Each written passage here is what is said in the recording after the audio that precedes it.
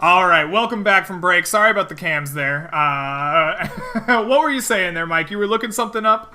Oh, I looked up sneak attack, and as written, it just says once per turn. And so I googled it to see if Jeremy Crawford had said, and yeah, you. Of course he has. Yeah. Officially speaking, you can sneak attack during your turn and as a reaction on an opportunity attack. Okay. I remember it being once a turn. I remember reading that. But, yeah. Okay. Yeah. Sure. So I can do it once on my turn, and then once on someone else's turn using my reaction. Okay. Once Unless as a I, reaction, my and reaction once during as my like an action on your. Because it's once per turn and not once per your turn. Correct. Yeah. Cool. Exactly. I'm not sure I trust that Jeremy Crawford guy though. He has. I find that I ignore most of the things he writes.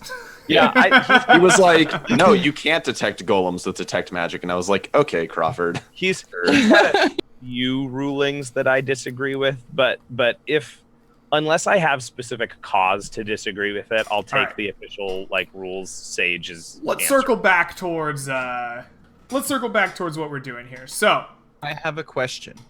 okay. Right? I wanted to ask this question, but we were doing things constantly. Is it possible for flavor I could use bits of my antlers that shed off over time as arrows? Do your antlers shed? Is that canonical? Yeah, like when do your that's antlers what shed? deers do. I have no idea.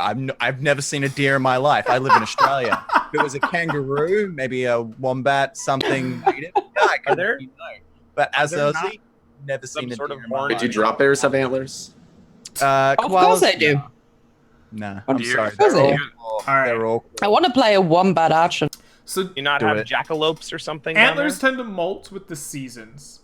Okay. And so you would actually be likely to be molting already, as it is deep into fall at this point, right? You're not deep into fall. You're multiple weeks into fall at this point.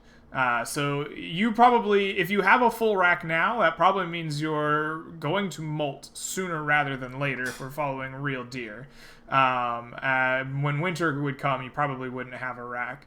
And you would regrow it in the spring. For flavor, could we say I just broke my antlers off on that wall? Oh dear. You're You- desperate for you these arrows. dude. Stabbed your opponent so hard it ripped your molting antlers off of your Yeah, head. it broke them. Yeah. Okay. Yeah, absolutely. You have broken antlers in your possession. You no longer have a full rack. You are, I know. You are rackless. I'm gonna role play this depression greatly. Okay. Okay. All right. We have a rackless satyr, but you do have a broken rack of horns in your possession. Cool. I'm gonna add Okay. that to my character So sheet. the five of you, are you stopping in Willard's Mill or are you stopping in Seekers or in Sarmanath? Excuse me.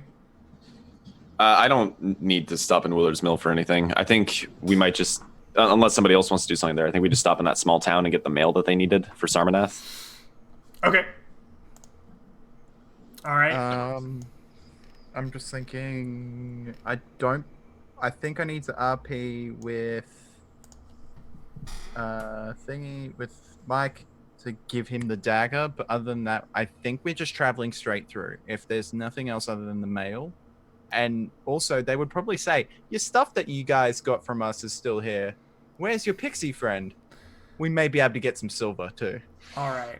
You begin marching your way into past Willard's Mill through the rolling hills as your carriage bounces and jostles along. You begin to recognize landmarks as you walk through. You pass Willard's Mill, hearing the rushing of the stream by you. You travel about a few hours past that and wind up around late afternoon in a small town that some of you have recognized before. As you come in, everyone gets kind of excited as they see Horsedog's wagon. Everyone in the town rushes out. Oh yes, good. We have a trader coming through. It's been a little while since we've had one. And Horsedog is seeing the opportunity to sell some merchant. Quickly gets his wagon stopped and unhitched and opened up and ready for sale. And the rest of you are left to wander around this kind of small town outside of Willard's Mill. Yeah, I'll go looking for the guy who I promised to carry some mail for.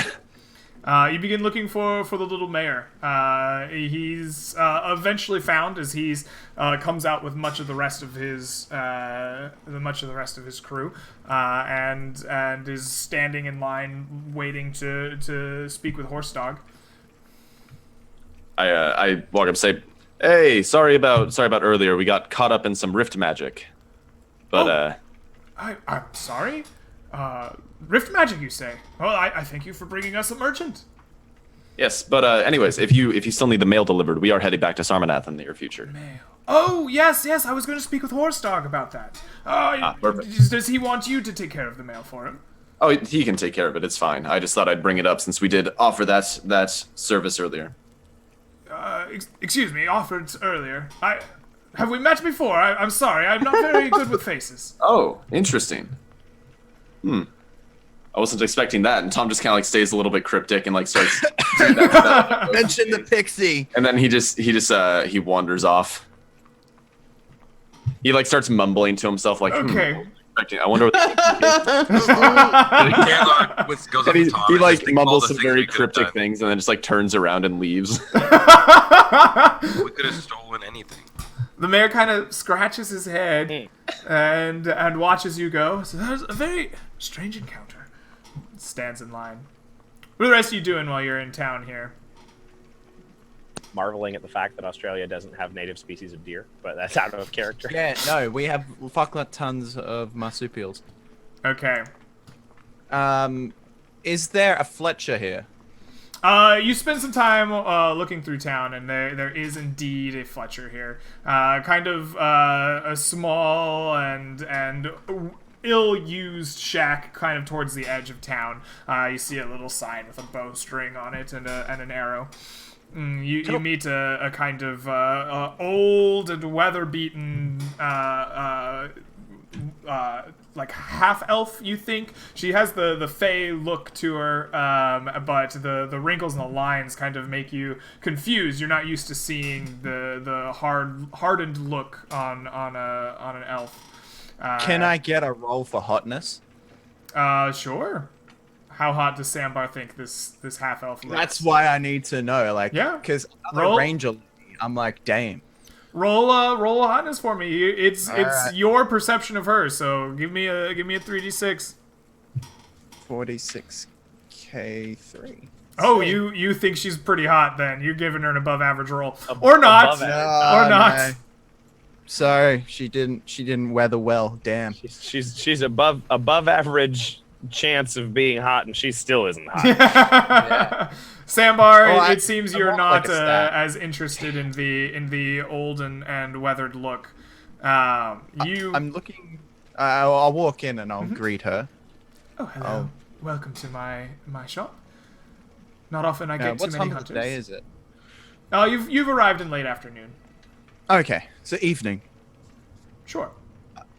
I would understand that it is evening, and I'm like, good evening. Yes, traveling hunter. Trying to become a seeker, actually. I'm looking for arrows. The travel on the road from the Grass Sea has been a little busy. Oh, well, I mostly use arrows for my own hunting, but I can absolutely part with some, especially for someone trying to be a seeker. Always want to help those on their first journey. I think I have a bundle of 10 prepared and fully ready to go. I have another bundle after that, lightly used, if you are interested in those as well. I'd probably give you 5 copper for a bundle. Seems about fair to me. What was the second part of that? You like glitched out for a moment. Oh, there's 2 bundles. One that's brand new, ready to go. She just made them. One that she says are slightly used or lightly used. Oh, I only need 10 more, so I will take that. That would be greatly appreciated. Yeah. How does 5 copper for the bundle sound? Sounds perfect. Excellent. Actually, take 10. Thank you. Oh. You aided me greatly. Oh, appreciate it. Such generosity. We don't see much of that in the smaller towns. Good luck on your journey, young one. Thank you. I'll need it. And then I'm just like, as I'm walking out, I'm like touching my antlers, like, she thinks I'm young. What is going on? I hate this time of year. Amongst the fawn people, it's like, it goes to like autumn and winter, and it's like, you're like, oh, it's the Great Depression. Every male is mopey because all their racks are falling off. They're just like, It's like when you shave your beard off and you look like 15 years younger. Yeah. Do I see Millman sitting over with his antlers doing that? Like, yeah, as I'm walking out, I'm just like holding my stumps, and I'm like, can I use minor illusion to create an illusion of 2 full antlers on his head? Yes, you can.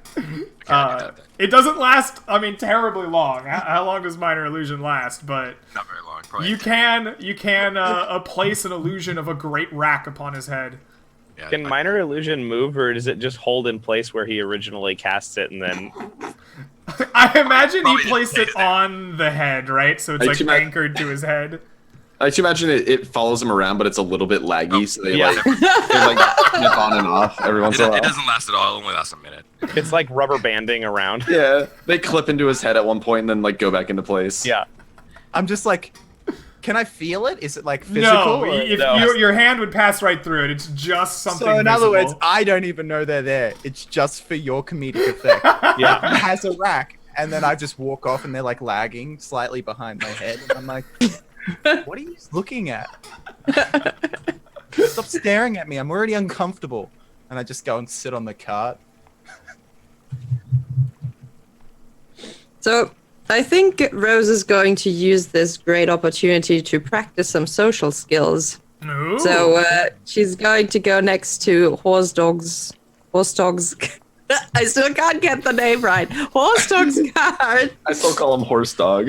Yeah, exactly. I just did I that. just stopped doing that. And as people come up to buy stuff from him, like she's standing there with a tiny etiquette book and she's like practicing phrases that you can use to talk to people, right? So she's looking at it and she's like, "Hello, fellow citizen.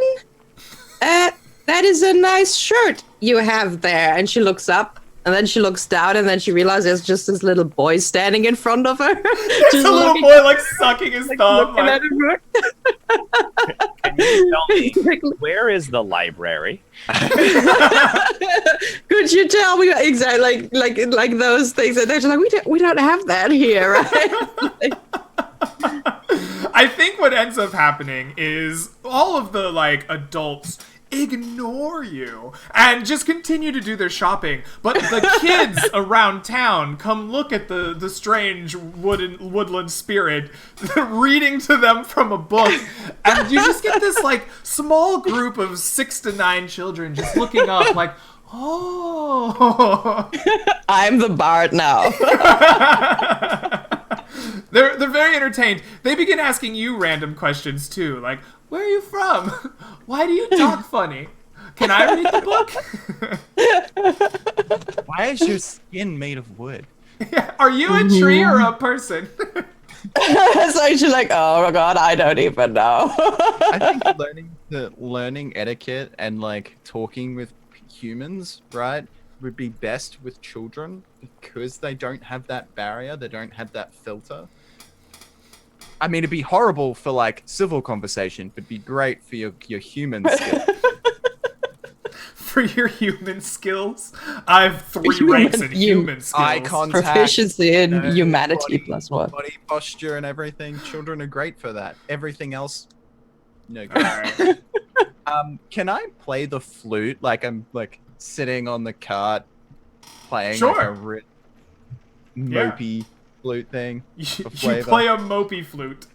Yep, a mopey flute. It's all lows. Yeah. As you start to play, some of the townsfolk kind of look up at you, and you're like, "Oh, are you bored?" No, I'm not. Oh. Well, that's too bad. And then they just ignore you and go back about their business. And they get all excited. They're like, "We had a pixie not too long ago. It was great." I don't remember a pixie coming through here. I'd remember something like a pixie bard. God damn it, we didn't even exist anymore, Gormac. Yep. Don't even Nope. exist. What is this Nope. heresy? Cloud Gormac pats Cloud Emily's, shoulder, consoling. Okay, Cormac so and Emily died so hard they stopped existing. Yeah. Like Savage. Balefire and Wheel of Time. So All right. the 5 of you have spent some time here in the creek. Are you spending the night here and then moving on in the morning? I guess like so. that. Yeah, probably. That would be more profitable for Horse Dog. And Okay. then Excellent. So, Horse Dog sells deep into the night. Come morning, everything is prepared and ready for you to move back on and continue your journey back through the old road and towards Sarmanath. You do notice that Horse Dog does have a kind of like a large extra sack of what seem to be just like letters and trinkets and things that he's acquired and put back in his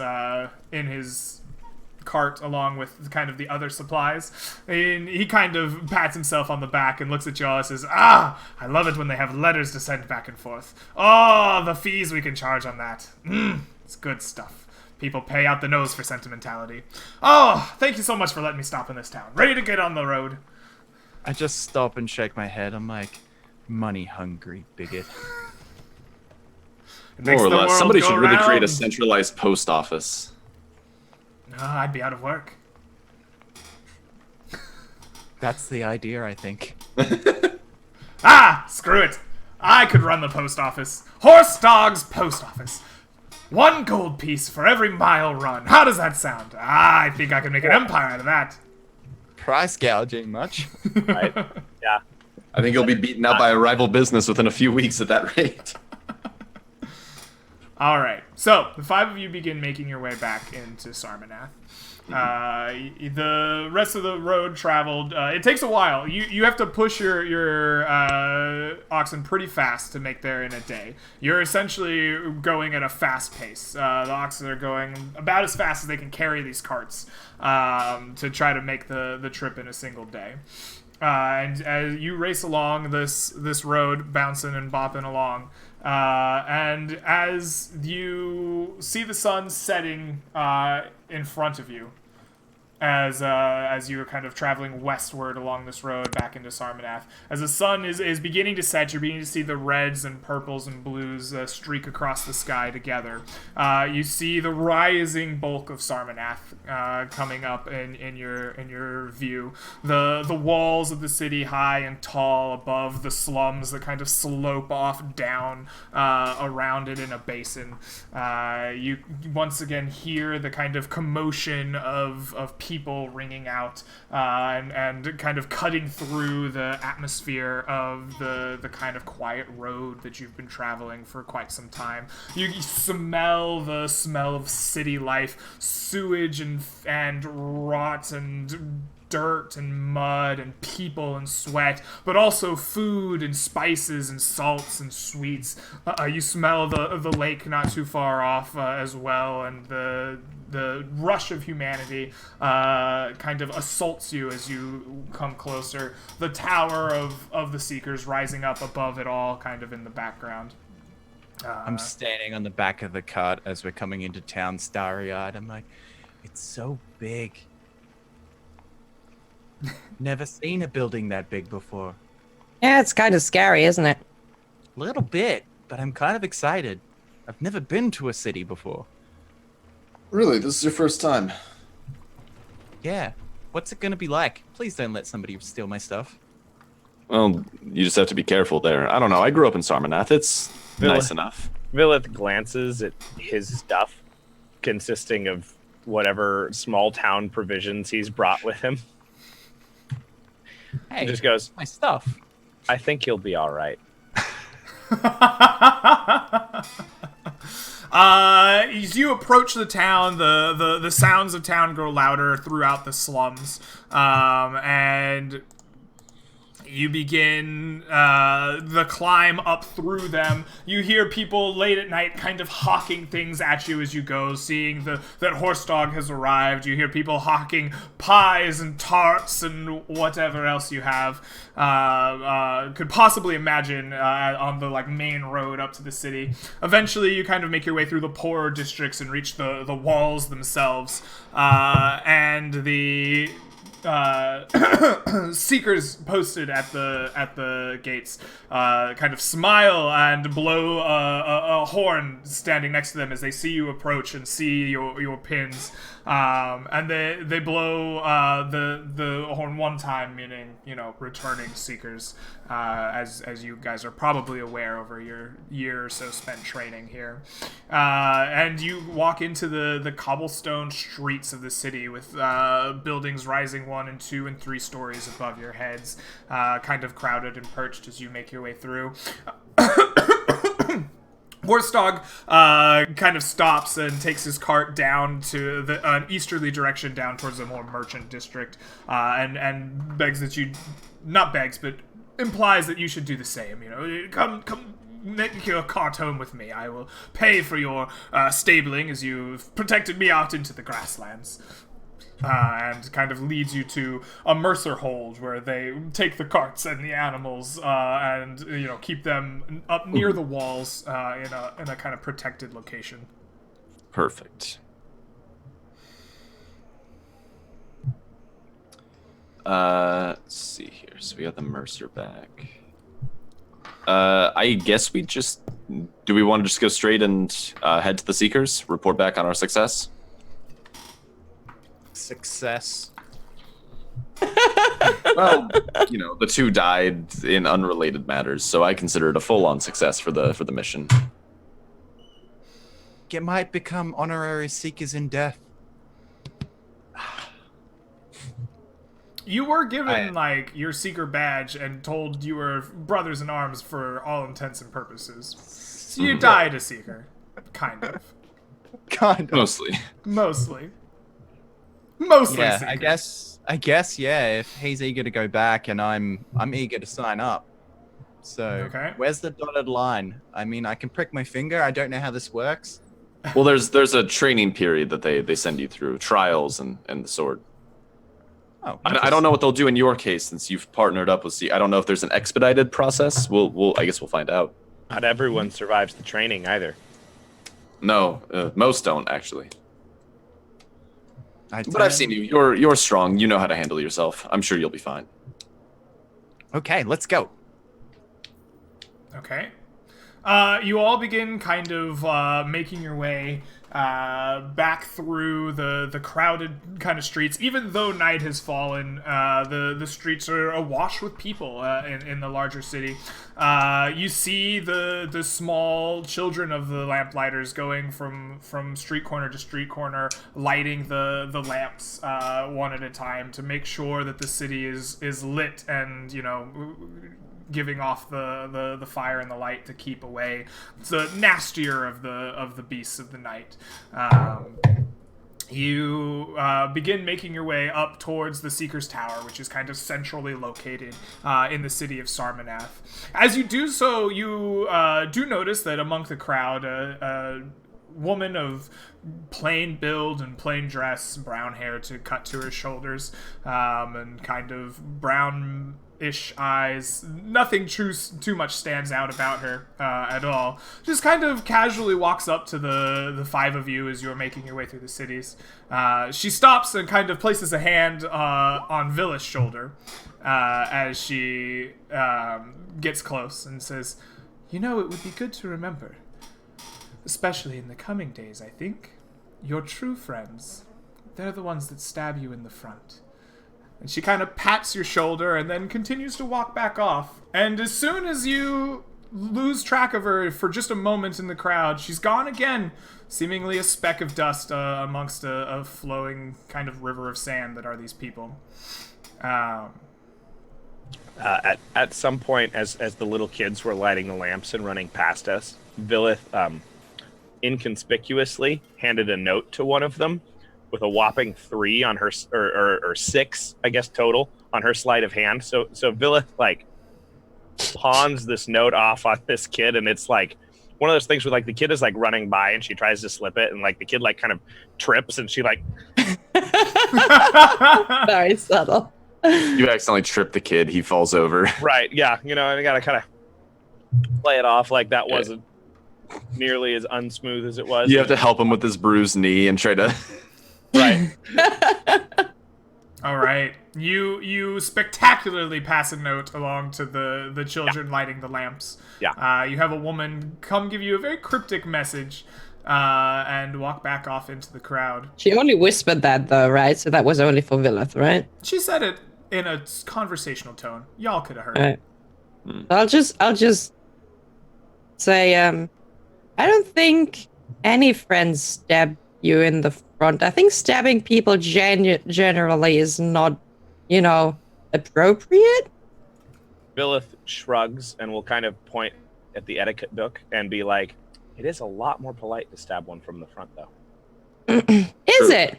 Well, we also have to consider the context here, Rose. For example, what if this is a mercy killing? What if this person is going to die anyways and they'll be in great pain going through the rest of the process? But wouldn't they be more afraid if they saw it coming then? Wouldn't it be more polite to stab them in the back then because they'd be less afraid?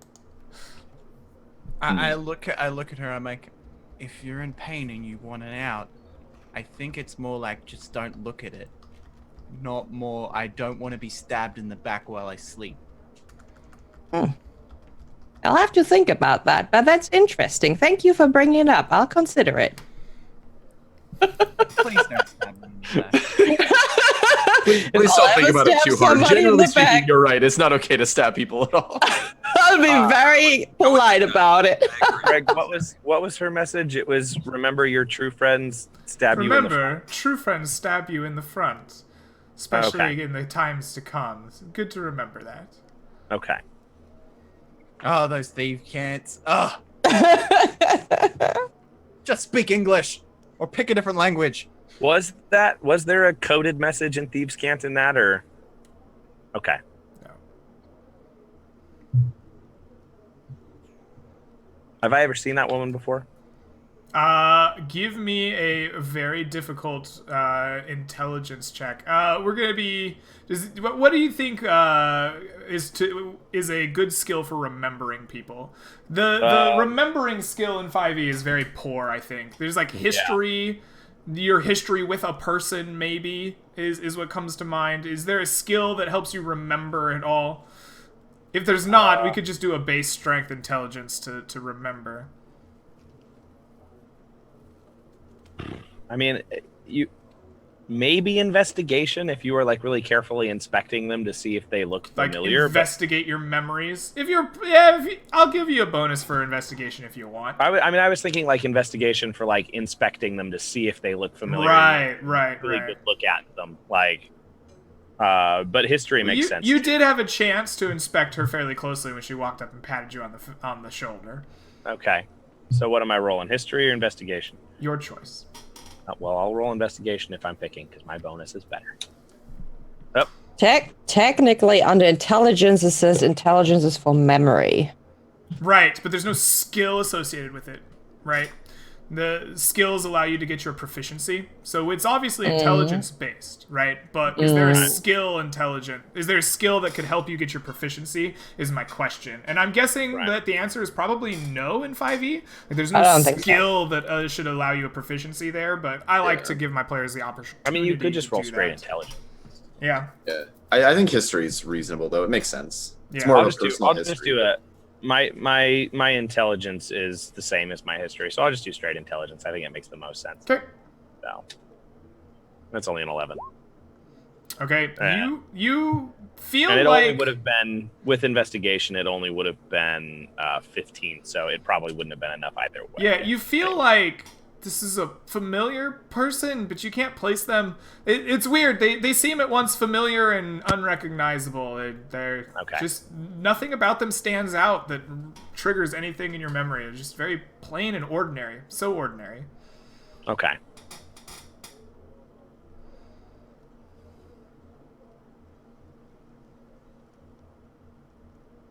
I guess we continue on toward the All right, secret. and you continue on to the tower in Sarmanath. You arrive at this large, probably 8-story tower rising up above the rest of the city. It's an old and fortified thing. You walk through the courtyard where you once had a great feast in your name, and now the courtyard is back to its normal use, where some people lightly spar, or we see some practicing with their magics under the tutelage of those who are going to undergo the training. Now you get salutes and hellos from people that recognize you, especially as returning seekers, and you are allowed entrance into the tower. Who are you going to go find? Right, you're kind of on your own kind of impetus here. Yeah, was there? I can't remember. Was there like a main seeker leader, or were they just like different leaders of the houses? Yes, there is. So the leaders of the trials are kind of fairly important amongst the seekers. Each one of them holding some position of power. But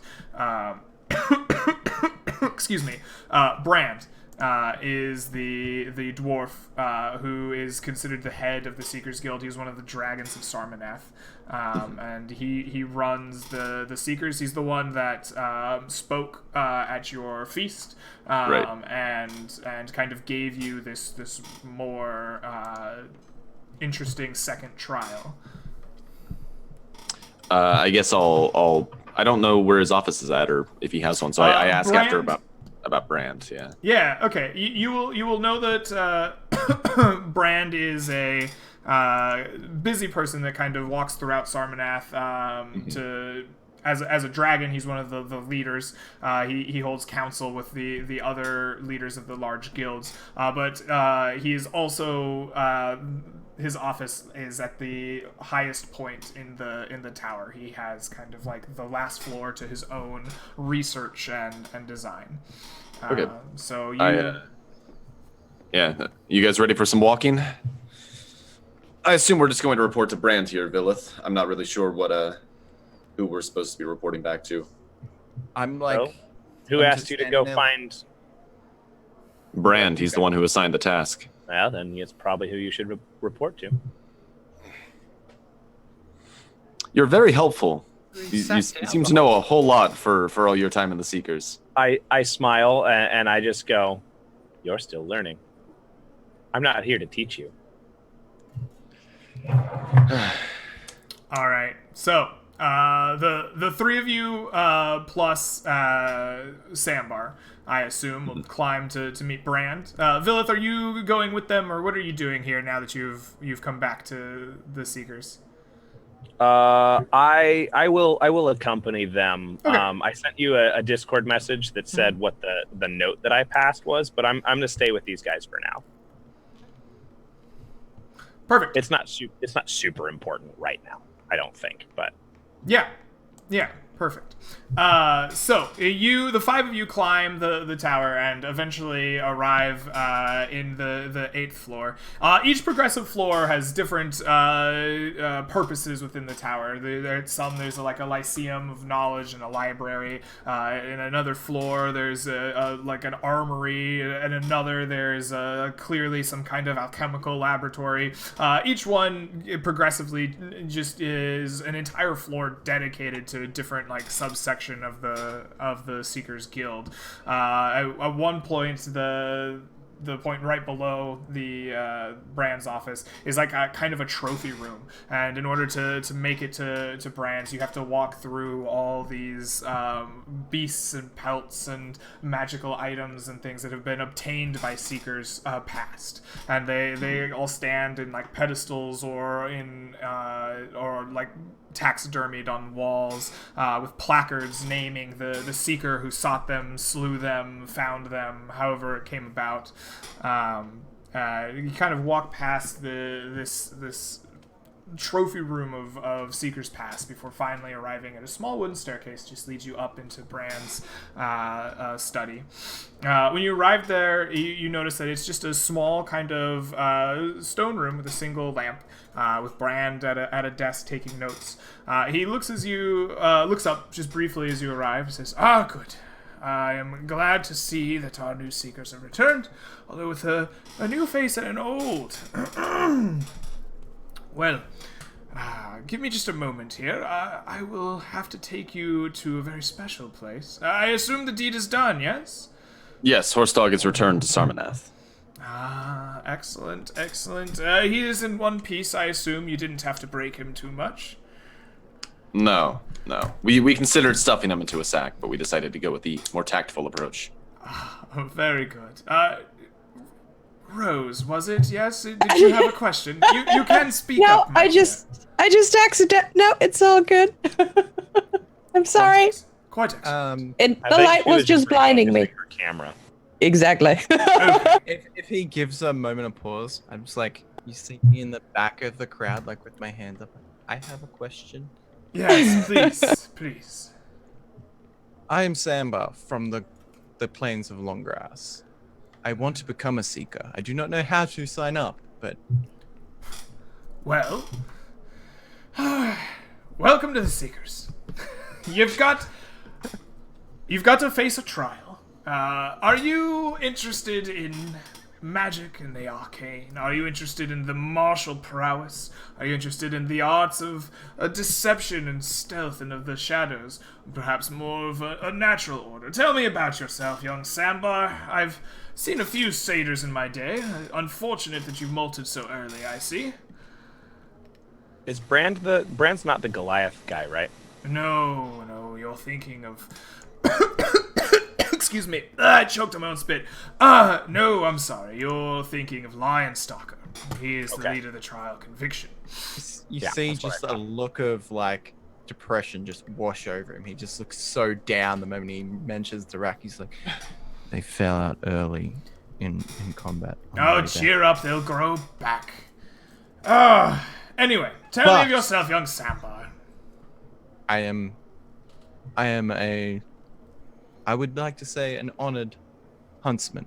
A hunter, you I'm say? more in the I'm more in the ranged of melee of martial combat. I've seen a few huntsmen in my day.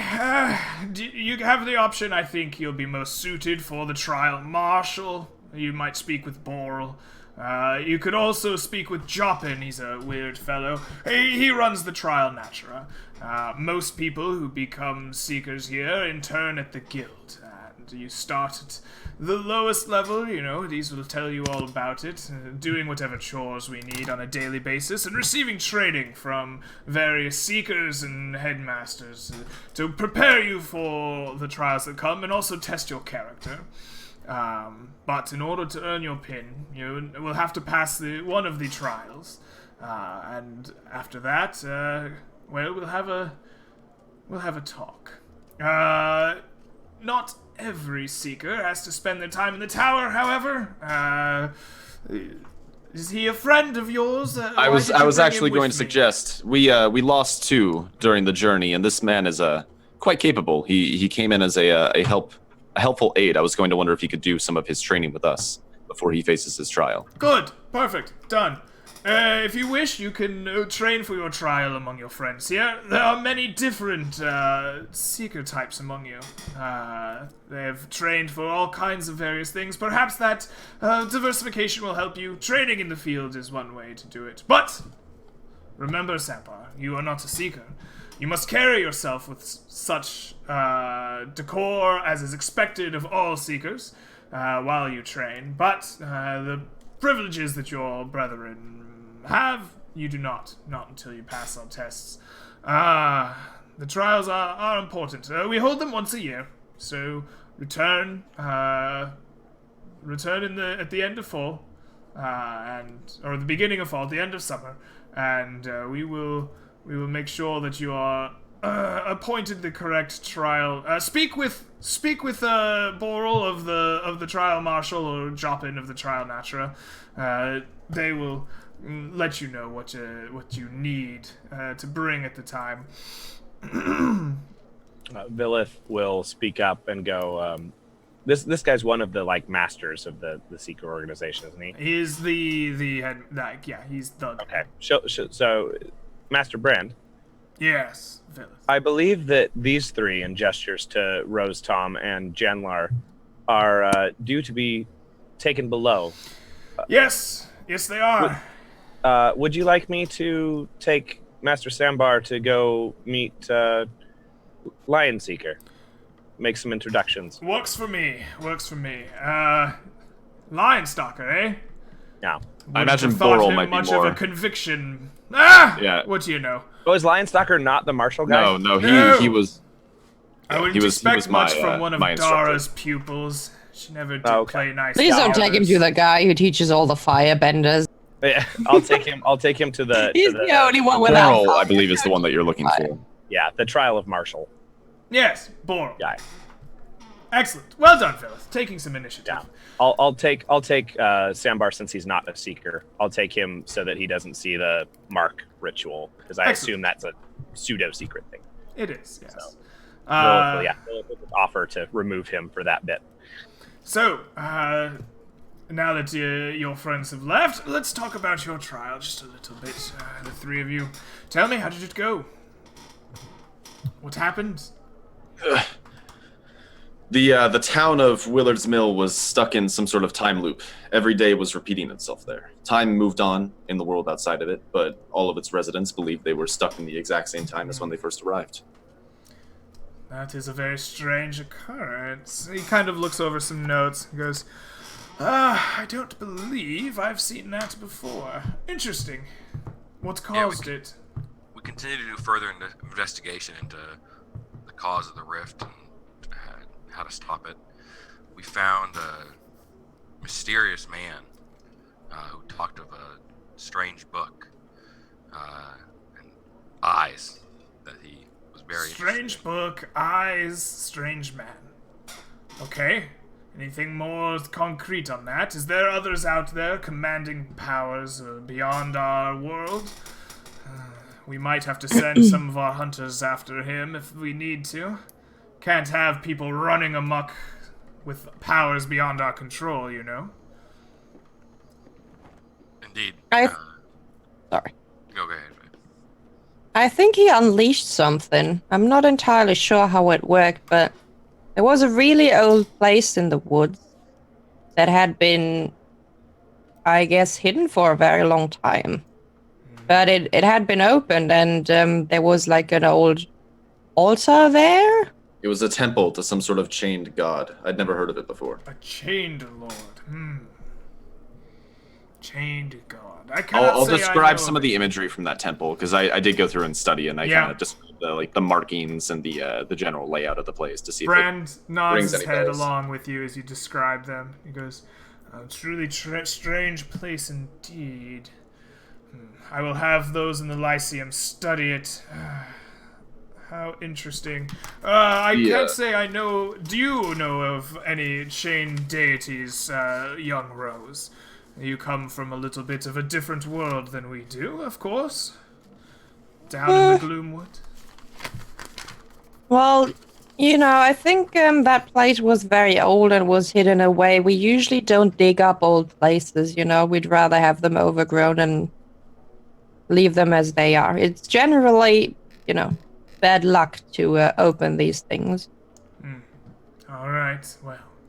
It sounds like whatever magic it was came from there. You put a stop to it, yes? The beast was slain. The eyes were given to the old man, who turned into a much younger wizard of some sort, who broke the loop and then teleported away. Oh. So you found artifacts beyond the rift and gave them to somebody who commands powers of rift magic. How very Before he left- unfortunate. Before he left, all he said was, "The Chain Lord thanks us." This is disturbing. Disturbing indeed. Yes, we will need the Lyceum to study this for sure. Well, you have done what I have asked. You have faced down the powers of the rift and returned. Though it seems you've returned too short. Well, we thank those that have fallen for their sacrifice. They will be honored in the Seekers Guild here. I will make sure of that. They survived the trial. They died in other complications. Till that you've arose. returned to me, the trial is still ongoing as far as I'm concerned. Either way, We will honor them. They earned their badge and passed the trials that we set before them until this point. If you need to grieve, I will have a ceremony set up for you. But we shall celebrate your coming into our own here. Come, follow me. And he gets up from his desk, kind of slides back in his creaky chair, and he touches a wall and kind of mutters a small incantation in Dwarvish. You see runes race up along the wall, and it just slides away. And you feel as if the whole of the floor is turning with him as the wall wipes away, and it reveals a hallway down to kind of a large-looking stone dais. He kind of gestures forward. He says, "We'll take the shortcut to the bottom floor. Don't like stairs myself. My legs don't quite work the way they used to." It is a bit of a trek to get up here.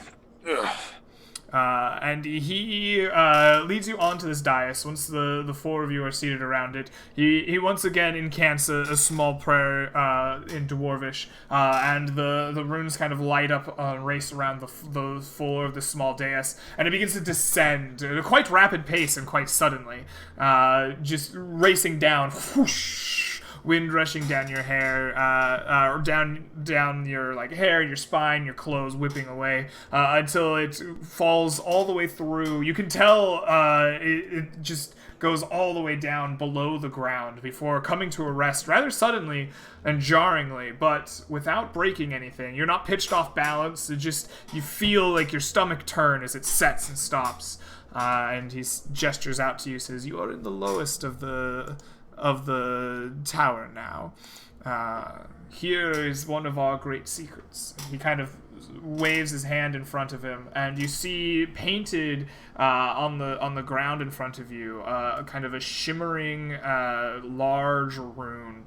There's a circle of magic, and detailed finely in it is this large interwoven set of magics. He smiles a little bit and says, "This here is a teleportation circle. You need these glyphs in order for some high-level casters to move quite quickly. Some of the mercers have these set up. They are able to trade large amounts of goods, expensive goods, with the other major cities. But here, we use this very infrequently. Emergencies and the like. If you possess the power to transfer yourselves via these runes, then come down here. You will need special permission, of course, from one of the headmasters of the trials or myself. We keep this under ward to prevent easy access to the Seekers. But we are going beyond it. We have yet another one." And he walks you kind of around the large rune in the bottom of the tower. And you see in front of you... excuse me. You see in front of you a large door, just kind of portal almost in the wall of the tower. It's made of a very soft white stone, almost reminiscent of ivory or bone more so than stone itself. And it's engraved with the eye of the Seeker on it.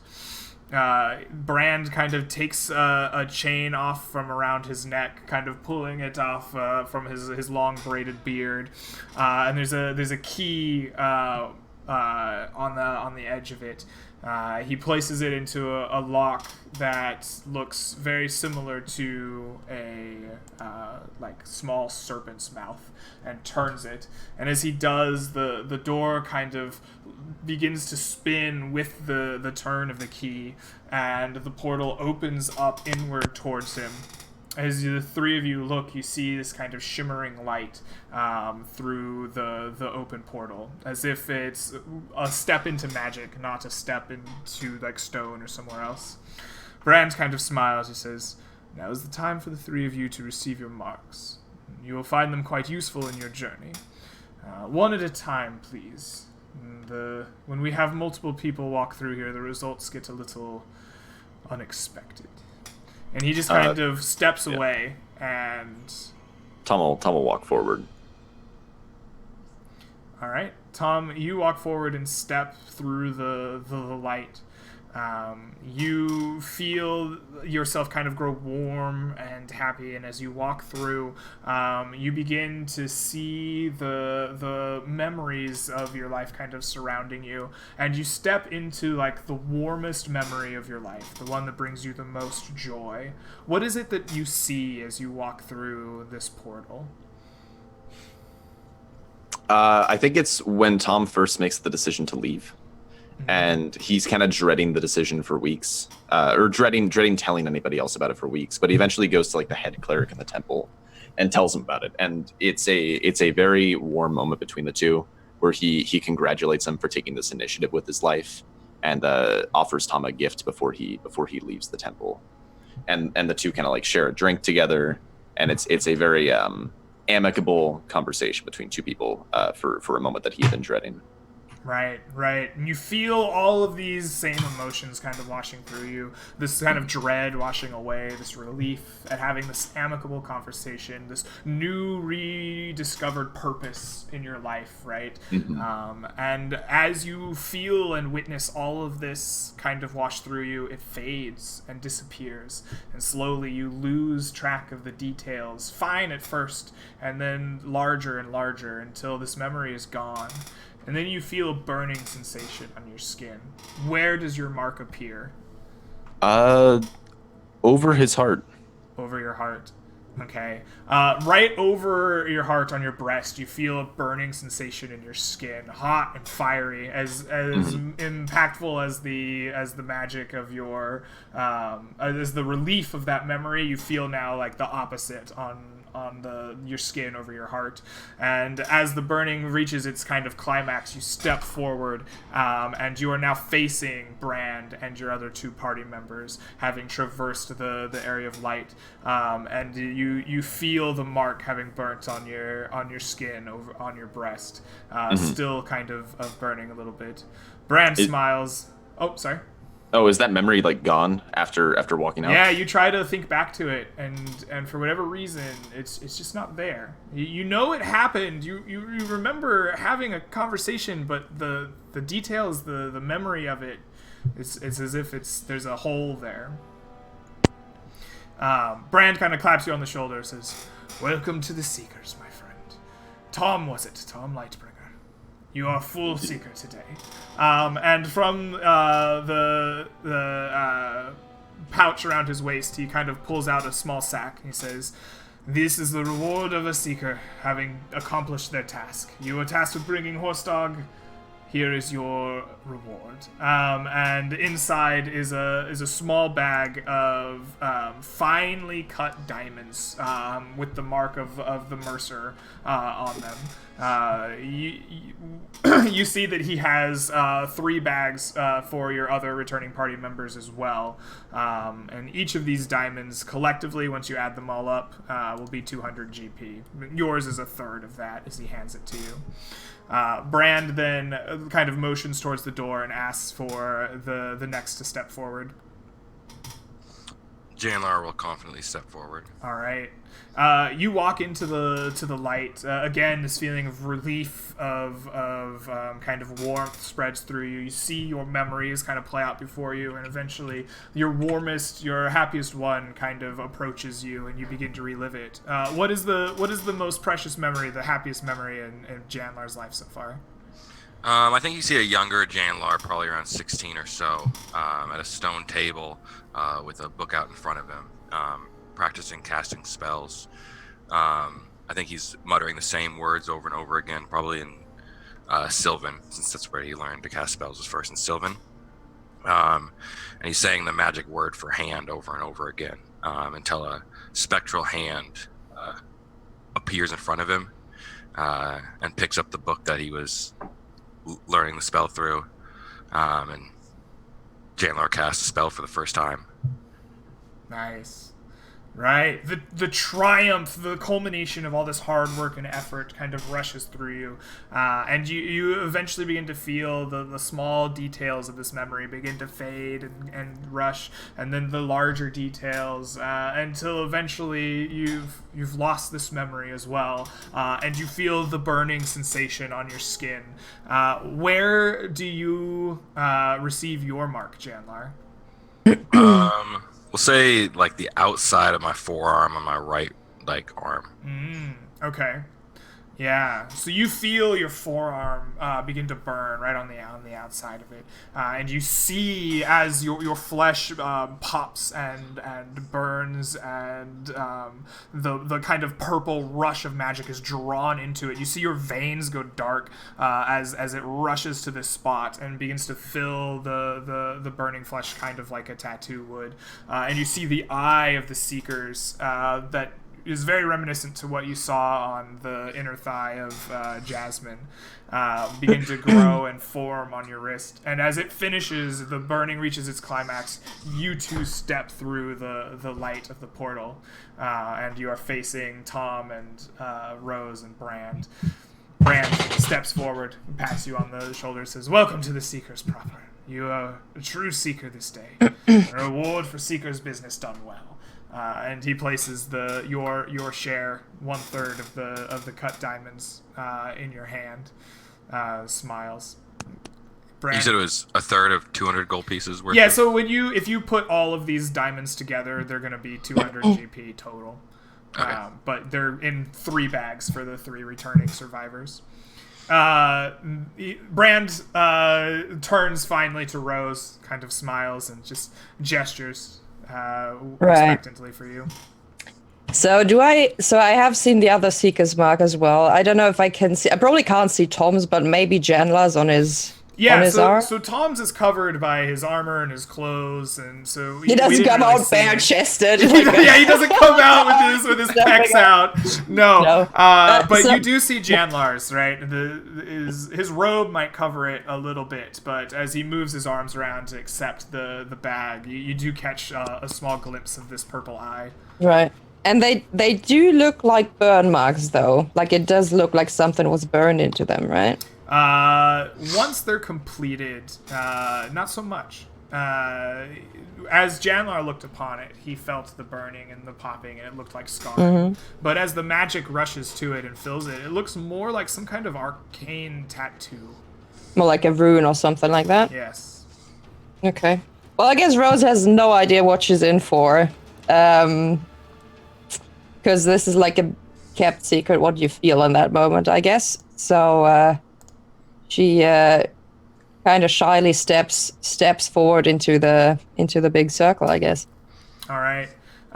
You step forward into the portal of light, and you feel the warmth and not in a bad way like fire or pain, but like a reassurance and a refreshing kind of light, like from the sun beating down on you. And you begin to see your memories kind of race around you until eventually Rose is confronted and begins to live through her most cherished memory as well. What is it that you see and go through here in the doorway of the Seekers? So, as a Spriggan, you are not necessarily a druid. Many of them are, but not, it's not something that is inherent. They all have a connection to nature in one way or another, which is represented through that cantrip they get, right? But what you see with Rose is like a ritual her Spriggans have, where she comes from in the Gloomwood. And you see like the entire Spriggan tribe is like standing in a big circle around like the younger Spriggans that are doing the Spriggan ritual. And what she does is she takes like this I guess little seed for Rose, right? And she puts it on her neck, and there's nothing there yet. And as she opens her hand, it's like the first time she manages to make something bloom. And it's like the rose on her neck that pops up, and in that moment, it's clear that she has a gift for being a druid. Awesome. Yeah, so you've lived through this memory, seeing it, and the fine details begin to blur a little bit as you go through it, until eventually the larger ones start leaving as well, until this memory fades, and the feeling of success and of wonder and excitement of blooming this thing for the first time begin to fade and drain away from you, and you feel like a burning sensation, although painful, it not frightening. It is immediately reassuring in your mind that while this hurts now, like it doesn't immediately elicit and trigger those feelings of fear, of fire, and burning and marking on you. Where does that mark occur on Rose? I think Rose has it in the palm of her hand, so she has it like right here. Yeah. So you two can see it as it forms, as the kind of bark-like nature of your skin blisters and kind of rises and flakes as the mark rises in your palm. The purple of the veins kind of rises in through your bark-like skin, and it seeps upward into your palm until it fills the mark that was raised there, and you two see the purple eye of the seekers. As it reaches its final intensity of burning, you stumble through the gate with the memory now gone and in your palm, and facing your companions and Brand. Brand kind of walks up and puts a hand on your shoulder, claps you, and says, "Well done. You are a seeker true this day. And for secret business, well done." He hands you the sack of diamonds for you as well. He kind of smiles and says, "This is a secret of our organization, one of our most powerful tools. Sadly, it requires you to have come into contact with the rift magic on your own. If you step through here without having touched the rift magic, it will not work, and the results can get messy." He kind of closes the portal, twists the key as the whole door kind of shifts and locks itself back.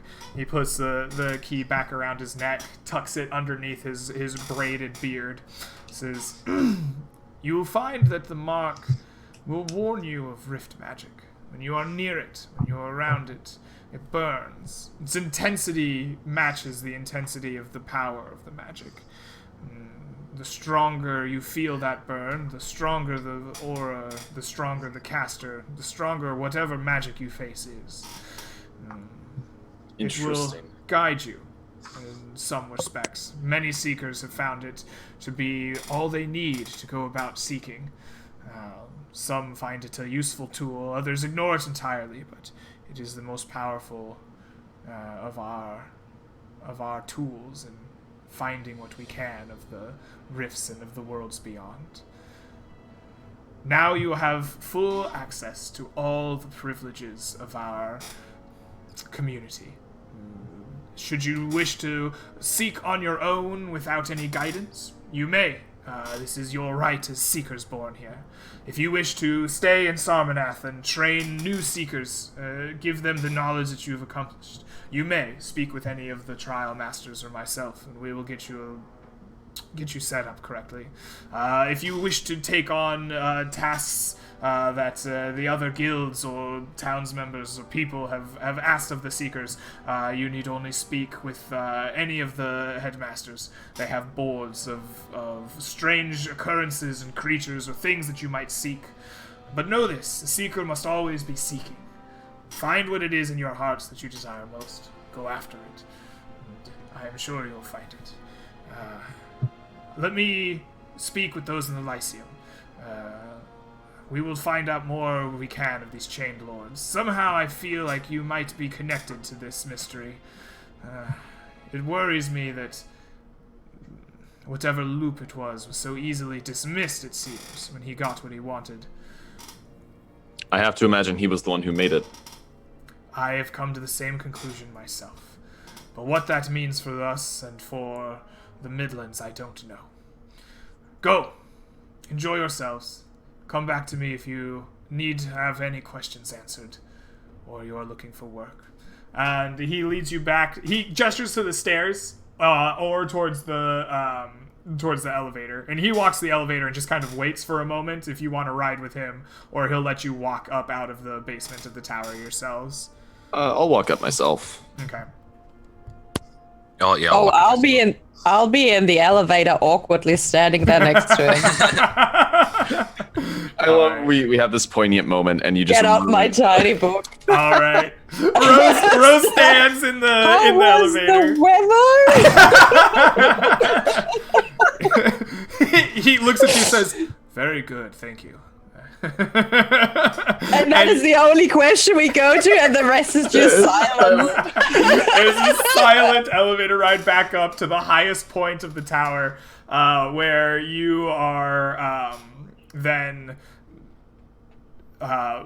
needed to walk all the way back down to the first Obviously, floor. Yeah. didn't calculate that. Yeah. Okay. Tom and Janlar, you walk up out of the basement. You find that the actual floor you're in has some powerful kind of wards etched into the inside of the doorway, and the door is locked. You have to knock at the top of the stairs rather loudly before someone is opens the door in front of you. It is a large kind of half orc with metal armors with similar runes kind of painted into them, including the seeker eye on the helm that he wears. He looks to the two of you. He says, "I thought I sensed a third with Brand." She took the elevator. I don't know why, but she took the elevator.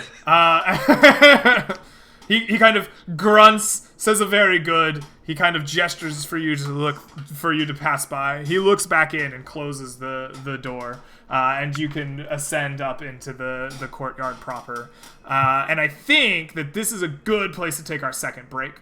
Sure. And we will come back in about 5 minutes. I'll try to get these cameras right this time. And we'll see you then.